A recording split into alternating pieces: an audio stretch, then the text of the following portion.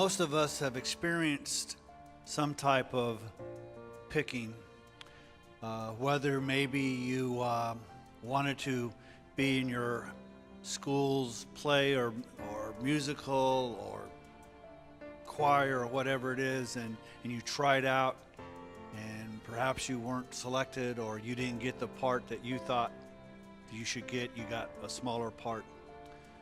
Or sometimes you participate in sports, say like currently in today's high school area about football, they don't have tryouts anymore. Everybody can be on the team and they'll give you a uniform, but that doesn't mean you'll play.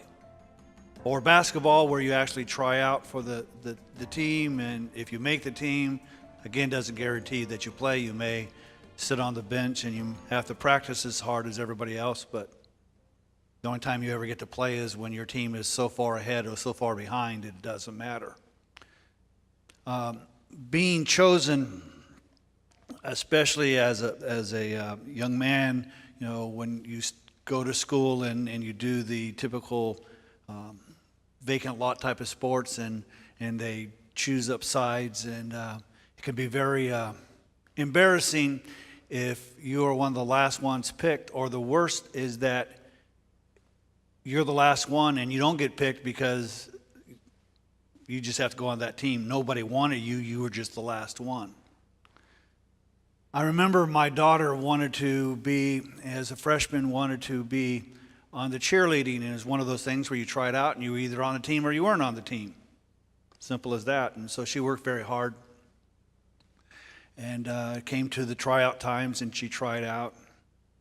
And then after a period of time, they put the names of the people who had made the cheerleading on the wall. She went and looked at the names, and her name was not there. And she was devastated. I mean, she cried like her whole world had come to an end. And my typical view of life is not always fair, and you just suck it up and go on. But this time I just go, she's really good. So I wanted to know if she didn't make it, why? So I knocked on the door of the judges and said, can I see Kimberly's score? Go, no, we don't allow that. I go, oh, I go, well, I was just wondering because I thought Kimberly was pretty good, so I wanted to know what the distance was between her making it and not making it. She goes, oh, she made it. I go, her name's not on the list. Well, she made it. I go, her name is not on the list. And so they went, and what they discovered was when they had written out who had made it, when they were transferring it onto the list to make it public, they left her name off. Well, they said, well, it would have been okay because the first day we'd have noticed that she wasn't there and we'd let her know. And I go, no, you guys have a rule. You don't make the first day of practice. You're off the team. So she'd have been off the team before she was ever on the team according to your rules. And so we pick things usually because we want the best, or as I jokingly say when my kids played youth sports, I go, you want to hope that the head coach's son is a really good quarterback, because the head coach's son is going to be the quarterback. It's just a matter of who else is going to get to play. But Jesus doesn't pick based on who is the best. Jesus doesn't pick on even who we would think ought to be on the list. And he's going to now choose his disciples who are going to be now his apostles. So we're going to take a look at this and ignore that behind me and pay all kinds of attention to me because I'm really insecure. So it was at this time that he went off to the mountain to pray, and he spent the whole night in prayer to God. This ought to cause us to stop and say, interesting. Here is Jesus, the Son of God, part of the Trinity, is spending a whole night in prayer while he makes this decision. Now, the first thought might be, well, this is really an important decision, and therefore he's spending all this time with the Lord to make it. And that may be true, but I doubt it. I'll tell you what I think he's spending all night long in prayer. Not who should be the 12, but praying for the 12 because he knows what will be required of them. So I don't think the prayer is about who to pick, but once picked. But here is our Lord praying all night long when it comes to this serious decision. And if we spend 90 seconds in prayer on a major decision, we've spent a long time in prayer. And so he spends this time in prayer on the mountain, separated so that he might be in communion with the Father. And when day came, he called his disciples to him and chose 12 of them, whom he also named as apostles. Now, I want you to understand first, we kind of get this idea that Jesus had 12 disciples. And he wandered around Galilee and Israel with these 12 men only. But he didn't. He had a larger group of disciples. Some would come in and some would go out. He would make really hard statements like, unless you eat my flesh and drink my blood, you'll have none of me. And they'll say, well, that's a hard statement. We don't know if we can follow you. And some of his disciples would leave. There would be a time when he would send out 70 of them, 2 by 2, to preach. So Jesus had a much more successful ministry than we tend to think. But Jesus' ministry wasn't, I'm going to make as many disciples, but that I'm going to make true disciples. And he's going to take and put special emphasis on these 12 who are going to be designated as apostles. Notice he didn't say, okay, thank you very much for showing up. I picked 12, the rest of you go home. He picked 12, but the others remained disciples. Now, an apostle is a unique word in the sense of we kind of sometimes think, well, the 12 apostles, and then it goes on, and then Paul will say, I'm an apostle, and we kind of get this as a function, and it's whatever. But the word apostle pretty much means messenger, kind of with authority, so to be kind of the similar as an ambassador. Somebody who's there who presents a message but has authority by the government or by whoever he's presenting himself as having authority. So you see, and a disciple can say, well, I think Jesus does this or that or whatever, but an apostle says, this is what Jesus says, because I speak for him. So he's going to make a very special group, and he's going to train these special people to do this. But he doesn't eliminate everybody else. So it's not like the football team, if you will, who you get to be on the team and only the 12 apostles get to play. No, others are going to get to preach, others are going to get to minister, others are going to be healing, others are going to be doing the ministry that Jesus has them to do. So it's not I pick you and I eliminate you. He chose 12, but he didn't eliminate anybody else. And then it's going to tell us who these 12 that he picked. These ones that are going to, in essence, be his ambassadors. And it gives us the list. Simon, whom he also named Peter, and Andrew his brother, and James and John, and Philip and Bartholomew, and Matthew and Thomas, James the son of Alphaeus, and Simon who is called the Zealot, and Judas the son of James, and Judas Iscariot, who became a traitor. He picks 12. Of these 12 that he picked, no one was a religious leader. No one had formal education. No one was a great orator. No one would have the skills and what we would think would be the people we would pick if we were picking our ambassadors. He picked.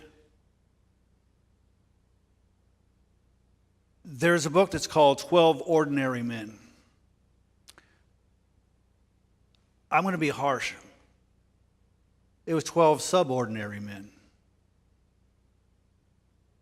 It would be, if you will, because they were generally Galileans. And Galileans were looked by the establishment as kind of the rednecks, the uneducated, the people who have all these weird beliefs and they kind of talk with a southern accent or whatever. They're just not like us. And Jesus chooses these men, not just ordinary. He picks Andrew. Andrew was probably the first of the 12 of the apostles that were a disciple. He was a brother of Simon Peter. He was the one who brought the people to Jesus. Tradition has that he was martyred at Patria. He is always listed in the first four. He was believed that he went to Russia and to Scotland. He is the patron saint of both of those places. So he went places to present the gospel. But again, there's not a lot mentioned of him in the scriptures, and we have a little bit of information according to church history. Now, in his martyrdom, he was crucified with an X cross. And they didn't nail him to the cross. They tied him so that he might suffer longer.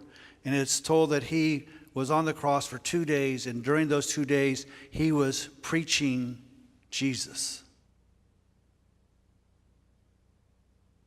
He was crucified, I said, in Patria, which is in southern Greece, near Athens.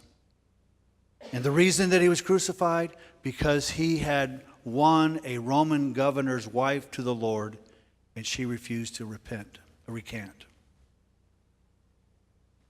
Matthew, also known as Levi, was a tax collector.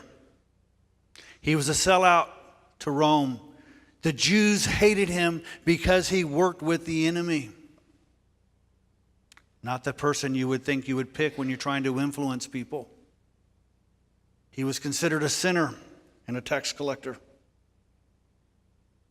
Matthew wrote, he preached the gospel in and out of Israel to the Jews. He wrote the book of Matthew.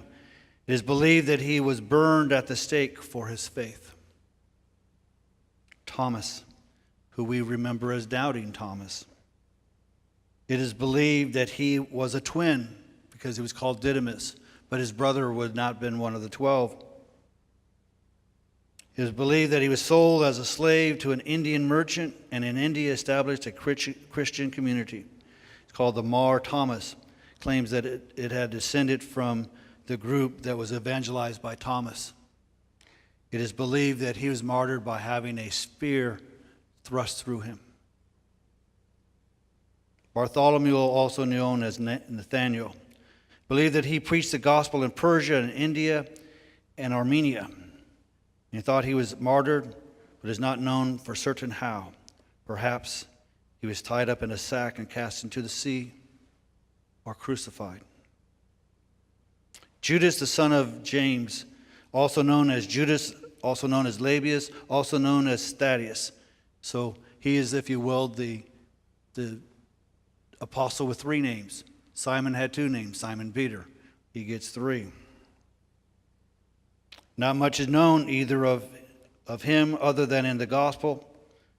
Relates in the Lord's Supper when he asked some questions. It is believed that he went to Turkey and healed a local royal official. It is believed that he was clubbed to death. Judas Iscariot, we know about him. He betrayed Jesus, threw himself off of a tree and hung himself, and his inward parts burst out. James, the brother of John, called the son of Zebedee, or the children of thunder, was a fisherman. He might have even been a cousin of Jesus, and he was the first martyr for the faith. He was beheaded. James, the son of Alphaeus, may be a brother of Matthew because both of them are talked about being the sons of Alphaeus. We don't know. He's also known as James the Lesser, and it may be because James, the son of Zebedee, was known as James the Great, and this to distinguish it, or also because the way of the lesser is maybe he was small of stature. He was just a little guy.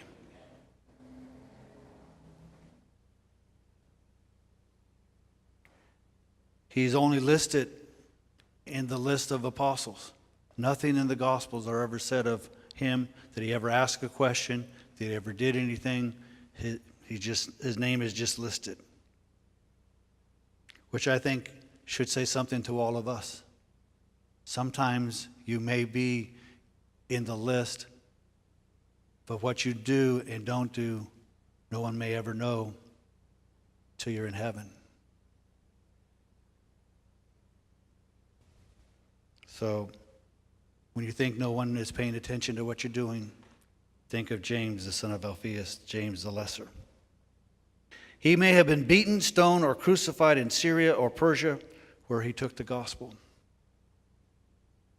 Simon the Zealot the Zealots were a revolutionary group that terrorized the countryside against the Romans, and their goal was to defeat the Romans so that Israel might again be its own country. Now, if you remember, he picked Matthew, Levi, a tax collector, a sellout to Rome, and a zealot who hated the Romans, and he puts them together as his apostles. If you think you're having it difficult to work with somebody, think of Matthew and Simon the Zealot. They have different points of view, and I'm sure when they were talking, as they were walking, there were some probably heated debates. It's believed that he may have gone to the British Isles, and he was killed for preaching the gospel. Philip, a disciple of John the Baptist, brought the Greeks who were interested to hear Jesus. Believed that he went to Asia as a great light, was an early martyr some 8 years after James had been killed. It's believed that he was stoned in either Heliopolis or a place in Asia Minor. Philip. No, I just did that. Simon Peter, believed to have influenced the Gospel of Mark, wrote 1st and 2nd Peter.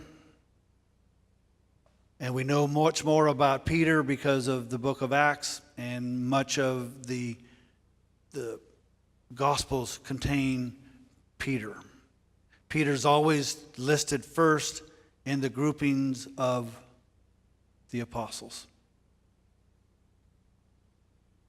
But Peter is believed to have been crucified upside down in Rome because he was not worthy to die in the same fashion his Lord did. John, who wrote the Gospel of John, 1st, 2nd, and 3rd John, and Revelation. The one in the book of John that says, in whom Jesus loved. The one who didn't die the violent death of the 12. Of all 12, 11 died a violent death. 10 of them for their faith, and 1 of them for their actions. But John lived to be an old man, but he was exiled on the Isle of Patmos. And in case you think John had it easy, he lived in a cave, not in a house. So you see in this group, none of these men are special. There are 2 sets, perhaps 3 sets of brothers. There was a revolutionary and a sympathizer. There were fishermen.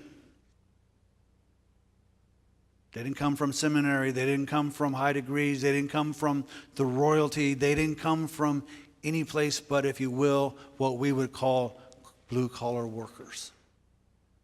And those are the men that Jesus chose to be his ambassadors for the kingdom to come. The men that he was going to spend time with to teach and to shape and to change.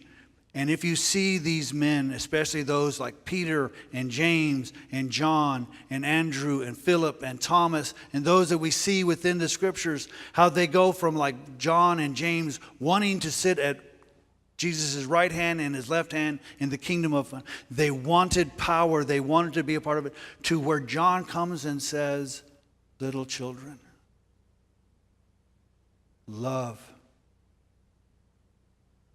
as he is loved. Young men do this, old men do this, young women do that. He spoke much more as a loving father than as one who had been very ambitious. James, the son of thunder, who was passionate and wanted to be a leader, was the first to give his life for his faith. Andrew, we know some about in the gospel, and in the old days, Andrew had a little more notoriety. If there would be revivals, frequently Baptist churches especially would have what they would call Operation Andrew.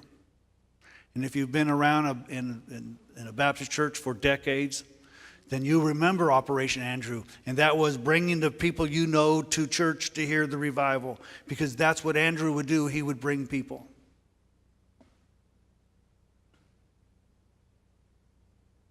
But you see, Jesus doesn't choose what we would consider the most qualified. The people that we would think are the most talented. The people that we would think that we would want our team to be successful. Let's face it, if you were going to start a new business, you wouldn't pick these guys. Let alone a new kingdom. Jesus chooses ordinary and subordinary people. And he didn't just do that for his apostles. If you would go to 1 Corinthians chapter 1, verse 26. Paul is going to ask a question that is directed to you and me. For consider your calling, brethren. He wants us to say, I want you to think about how you were called. And I want you to understand that this calling is both in a couple of ways. You're calling to be a believer. And you're calling after being a believer to be a disciple. And after to be a disciple, to be one who disciples others. So consider how you were called in faith and how you were called to do ministry. Think about that. So that's what his question is. Consider your calling, brethren. And then he simply says this, that there were not many wise according to the flesh. Now he didn't say everybody who was picked was foolish. But the vast majority of people is not who you would pick because of their wisdom and their scholarship. There were not many wise according to the flesh. Not many mighty. They weren't the strong ones. Not many noble. But God has chosen the foolish things of the world to shame the wise. And God has chosen the weak things of the world to shame the things which are strong. And the base things of the world and the despised God has chosen that things that are not, so that they may nullify the things that are, so that no man may boast before God. This statement shows in reality what Jesus did choosing his 12. He didn't pick the wise, he didn't pick the mighty, he didn't pick the noble, he didn't pick the strong. He picked ordinary or subordinary people for his purposes. Too oftentimes, pastors especially get the idea that they are so important to God's kingdom. If it wasn't for my great personality and my great oratory and all these great things that I'm able to do, then no one would come to the Lord. And the answer is, wrong.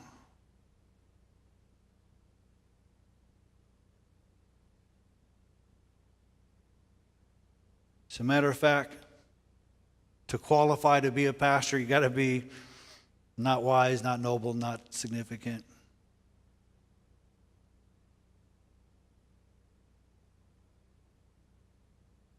I spoke just as the introduction to say, when we choose teams or we choose people to sing or when we choose people to act, we do the picking based on their ability, or at least our judgment of their ability. And as a consequence, some people, because of their lack of physical ability, or the lack of the ability to sing, or the lack of ability to act, don't even apply because they don't want to be rejected. And we take that same attitude when it comes to ministry. I'm not qualified. I'm not worthy. I don't do this. I don't do that. People wouldn't this. People wouldn't that. Jesus chooses you, the unqualified. And he tells us why. So that you don't boast. That the credit goes to God. Peter was a man who would make brash statements and run away, to a man who preached boldly, and thousands came to know the Lord. Not because of his ability. As a matter of fact, people say, there's something wrong because this guy is preaching and we're hearing him in our language, but he's just a Galilean. He must be drunk. See, they didn't even give him the recognition because it wasn't Peter. It was the Holy Spirit in Peter preaching and people responding because of the Spirit. So that he might understand no one should boast. But by his doing, that is God's doing, you are in Christ Jesus, who became to us wisdom from God and righteousness and sanctification. We, because of God's wisdom, choosing the foolish and the weak and the mundane things, those, because of God's wisdom, he makes us righteous. And he sanctifies us. He makes us holy. And he redeems us. So that just as it is written, let him who boasts, boast in the Lord.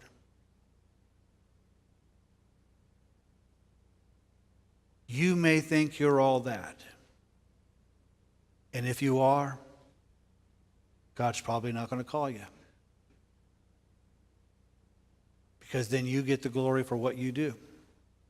You see, I'm a fine orator, therefore when I speak, I can get people to cry or get people to laugh or get people to stand and cheer because of my great oratory skills. As opposed to a fisherman, a Galilean, held in contempt for his station in life, preaches with boldness because of the Spirit. And therefore, God gets the glory, not Peter. Peter understood that even in his death, saying, I am not sure I am one of the big apostles. I'm the first one on the list. Everybody thinks I'm important. Some even think I'm a pope. But I'm not even worthy to die the same way my Lord did. Because it wasn't me, it was him. The 12 that were chosen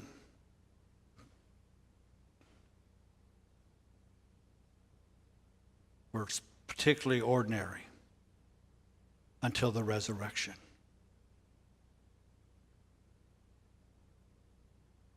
And Jesus calls us the ordinary until there is a resurrection in our lives where Jesus lives, Jesus breathes, and Jesus acts in our lives. And then we are, by common confession, different.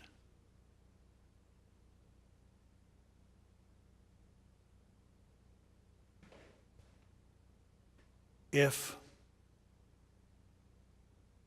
1, 2, or tens of thousands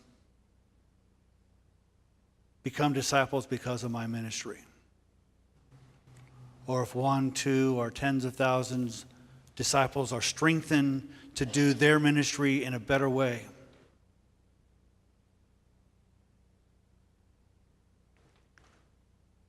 and in heaven or here on earth, People shake my hand and say, I am so glad that I heard that message, or I'm so glad that you were our pastor, or I'm so glad this or that. The truth is, I cannot boast.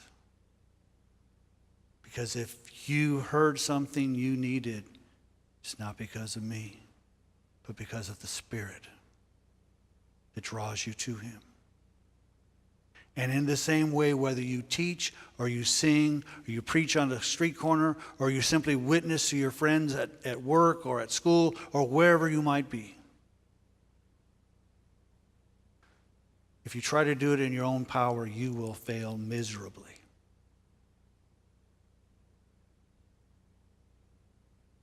And quite frankly, there probably will be a time when most of us, as disciples, will even be worse than these guys who are listed. Like James, the son of Alphaeus, never mentioned other than in a list. But I'll tell you this, my name written in the book of life is still plenty good to me. But I suspect if no one knows what you've done, the Lord does. He may honor you here, or he may hold it in special reserve, so that when you meet him face to face, you might hear the words, well done, good and faithful slave.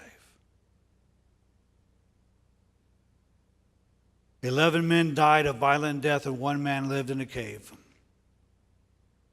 I don't know what Jesus is going to call us to do. I don't know what Jesus is going to call you to do. It may be to live in a mansion and witness to the wealthy. Or it may mean that you witness to him while you're waiting to get cheese in a cheese line because you have no money. Jesus calls and doesn't exclude anyone. So you may think, well, I'm not this or I'm not that. Doesn't mean that God hasn't called you to do something in ministry, because we are all disciples. It may not mean that you're the apostle, but you are a disciple. And we will see throughout the book of Luke that he didn't limit his disciples. You can do this and you can do that and you can do the other thing. In Jesus' calling, we have great freedom to minister in his name. So consider your calling. What is it that Jesus has called you to do beyond just being saved? And are you doing it, or are you offering excuse? I'm not qualified. I'm not special. I'm not smart enough. I don't have the skills. Then I tell you to mark the passages that we just read in Luke and in Corinthians. And if it requires you to read that every day, to understand that he has called even me and even you, then that's what we need to do. Because the only special person in this congregation is Jesus. The rest of us are just ordinary people, called by him to expand his ministry and his kingdom. And all God's people said.